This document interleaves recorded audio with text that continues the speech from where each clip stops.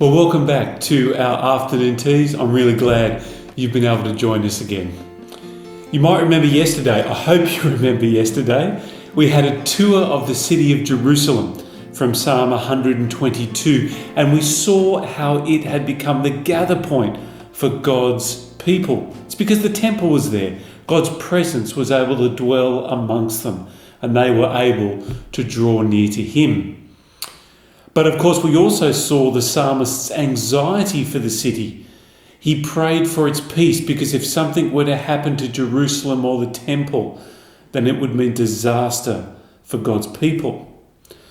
Well, today we see that Israel's worst fears come true. Just as God had driven Adam and Eve out of the garden, so too now He drives His people out of the promised land. Jerusalem is destroyed, and so is the temple. And it's known as the Exile. And the Exile fundamentally and permanently changes what it means to be one of the people of God. But in order to start, we need to go back to Friday and pick up something I'd skipped out from Deuteronomy chapter 4 when we read about the account of the day of assembly when Israel gathered at the foot of Mount Sinai. You don't have to turn there. I'm going to read it to you now. Deuteronomy chapter 4 from verse 25. After you have had children and grandchildren and have lived in the land for a long time, if you then become corrupt and make any kind of idol, doing evil in the eyes of the Lord your God and arousing His anger, I call the heavens and the earth as witnesses against you this day, that you will quickly perish from the land that you are crossing the Jordan to possess. You will not live there long, but will certainly be destroyed. And here's verse 27. The Lord will scatter you amongst the peoples, and only a few of you will survive among the nations to which the Lord your God is driving you. The covenant that God made with them at Sinai had conditions. And if they broke those conditions, if they broke faith with the God who rescued them from Egypt, then did you pick up the consequence? The Lord their God would scatter them amongst the nations, a sign of His judgment on them. Now, sadly, this is exactly what we see play out today. It's like watching a train wreck in slow motion. It doesn't all happen at once. There are, I guess, at least 3 distinct phases or stages in the scattering of Israel away from Jerusalem. The first one happens directly after King David. His son Solomon becomes the king, and although Solomon builds the temple, and although he is famed and legendary for his wisdom, he also let his heart stray, and he married women who didn't love or follow God, and they turned his heart toward their idols. And indeed, after the king so followed the people, and all of Israel get corrupted by the love of idols and foreign gods. So as a result, the kingdom is taken away from Solomon and it's split in 2. 10 tribes, known as the northern kingdom, keep the name Israel, and the southern 2 tribes are known as the kingdom of Judah. Northern kingdom Israel leave, and they make a new capital in the city of Samaria.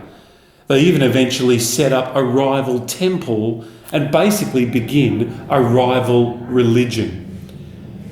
The 2 southern tribes, known as Judah, remain in the south. They have slightly better luck, but Israel in the north doesn't set a very high bar. And what we see is both kingdoms, north and south, on a downward decline as they refuse to keep the covenant. So the split of the kingdom is really the first stage of the scattering that happens. Stage 2 kicks in when the kingdom of Assyria invades the northern kingdom of Israel and completely wipes them out. They destroy the city, they take the citizens into exile, and the few who are left end up intermarrying with Assyrians who resettle the northern kingdom and a whole lot of other crowds of people. And it's not too long before Northern Kingdom Israel ceased to exist. They're no longer a nation belonging to God. They are just as the other nations, and they cease to play any role going forward in the unfolding plan of God's salvation. But it's not long after that, and this is the third stage of the train wreck, and the one that we're most familiar with, and the one that we're going to focus in on ever so briefly today, that southern kingdom Judah also stray from the covenant, and despite the warnings that God gives them through his prophets, they too face the judgment of God. This time God uses the nation of Babylon to come in, lay siege to Jerusalem, capture it, destroy it, and destroy the temple. You'll be familiar with this part of the story if you know the Old Testament book of Daniel. Daniel in the lion's den, Daniel in the fiery furnace. The beginning of the book of Daniel talks about King Nebuchadnezzar coming in, destroying the city, destroying the temple, and taking the best and brightest into exile in Babylon. Those three stages result in the complete scattering of God's people. They have no king. They have no place. And the presence of God in their midst is lost. And so now what we find in the Bible story is that Babylon is not just only a place, but it is also a symbol. Babylon becomes the symbol of anywhere that is not Jerusalem. It is the rival to Jerusalem. So regardless how religious you are and how you can trace your traditions and heritage back to even Abraham himself, if you don't keep God's covenant and follow him with all your heart, soul and mind, then no matter where it is that you live, the truth is that you really reside in Babylon.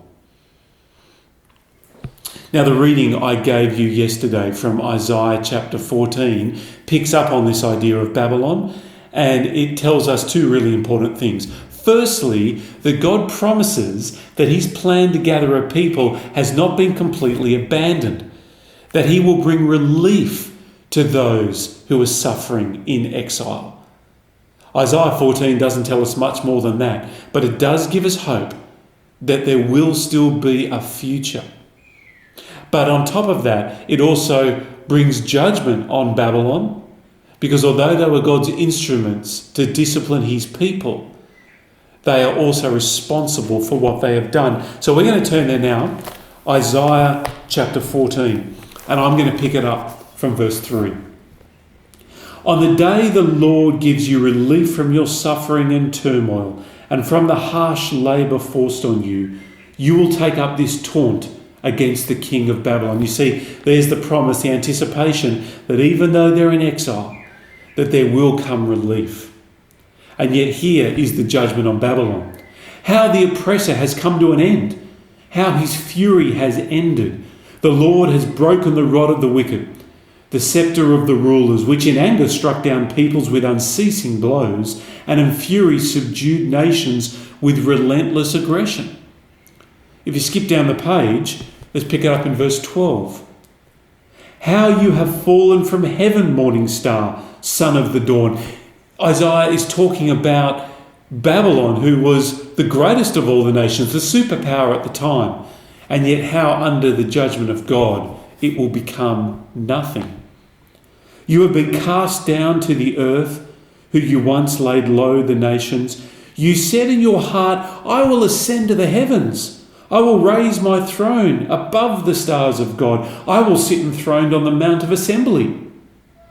You remember the Mount of Assembly? Deuteronomy 4, here it is again. On the utmost heights, and I will ascend atop the mountains, the top of the clouds. I will make myself like the Most High. But God says, no, you are brought down to the realm of the dead, to the depths of the pit.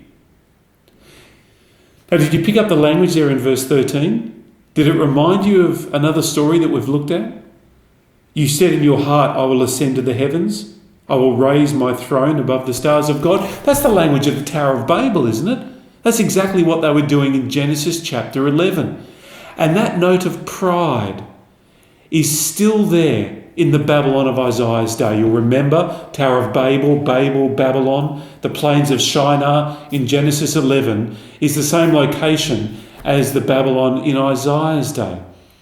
And that theme of pride and rebellion against God hasn't changed, and God will not stand for it. He will punish his people and scatter them to the nations for their disobedience, but he will not abandon them completely. And he will make sure that justice is done on Babylon, whether it's the Babylon of Nebuchadnezzar or whether it's the Babylon of anywhere that's not Jerusalem. It's not a place you want to be. It's never the winning team, because God will not abandon his people despite the fact that they have abandoned him. Well, sure enough, Babylon too, the mighty Babylon, fell. The next empire to rise was that of the Persians. The Persians had a different foreign policy. They decided to send all the Israelites back home again. And so the Israelites who had been in exile for 70 years returned to the smouldering ruins of Jerusalem. They begin to rebuild the city. They even try and rebuild the temple. The books of Ezra and Nehemiah tell the story of this homecoming. But although there are moments of hope, it's a sad story. It's a pitiful story, because the city is never returned to its former glory, and nor is the temple itself. And here's the problem. Israel weren't just refugees from their city. The exile meant that Israel were refugees from God. See, they didn't just have to return home to the physical location of Jerusalem. That wasn't enough. They had to return home spiritually to God. And yet that never fully happened. For Israel, even when they came home, their exile continued. So Israel will no longer be the mechanism, the nation of Israel will no longer be the mechanism through which God keeps his plan and promise to save the world. The focus now in the rest of the Old Testament story shifts from the nation of Israel to what's called the remnant, the handful of the faithful who do keep the covenant of God. You see, the nation of Israel has been scattered, effectively lost forever, disqualified. And now the attention shifts to the remnant. God will keep his promise, but he's going to do it through this smaller ragtag group of people. And that's really where we end today. And I want to pick up just with a couple of final verses from Micah, the prophet Micah. It's a tiny little book towards the end of the Old Testament. You'll have to go to your page of contents to find it. I've planned ahead, put a little bit of paper in its place. So let me read to you just a few verses from Micah. Micah chapter 2, verse 12 and 13. You can write it down now and read it later. God says, I will surely gather all of you, Jacob. I will surely bring together the remnant of Israel. I will bring them together like sheep in a sheepfold, like a flock in its pasture. The place will throng with people. The one who breaks open the way will go up before them. They will break through the gate and go out. Their king will pass through before them, the Lord at their head.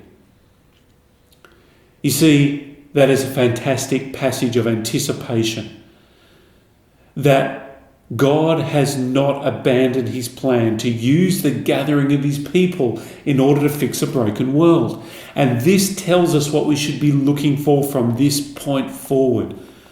We should be looking for God to save his remnant by sending his king, who will be a shepherd unto his people. And that people, even though small, will soon become a massive throng of people. It'll become a great nation once again, fulfilling all of those promises that God made in Genesis 12 to Abram. A great nation with a great name, which will be a blessing to the whole world. And yet here, with Israel in exile and the Old Testament finishing on, let's be honest, a real downer, we scratch our heads and we say, how is that ever going to happen? Well, that's why you've got to come back tomorrow.